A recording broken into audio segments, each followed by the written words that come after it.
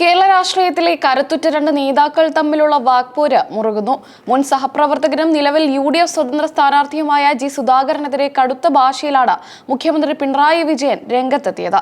സുധാകരൻ ഇപ്പോൾ പറയുന്ന കാര്യങ്ങൾ അദ്ദേഹം എത്തിപ്പെട്ട പുതിയ രാഷ്ട്രീയ സാഹചര്യത്തിന്റെ അല്ലെങ്കിൽ ക്യാമ്പിന്റെ പ്രശ്നമാണെന്ന് മുഖ്യമന്ത്രി പരിഹസിച്ചു.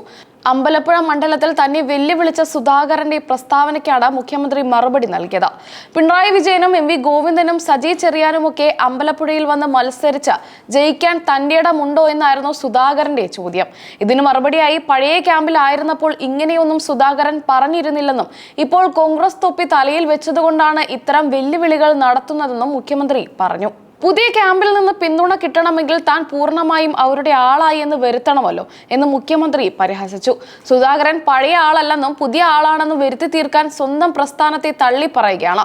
ഇതിലും വലിയ ജീർണതയിലേക്ക് അദ്ദേഹം ഇനിയും പോയേക്കാമെന്നും മുഖ്യമന്ത്രി മുന്നറിയിപ്പ് നൽകി.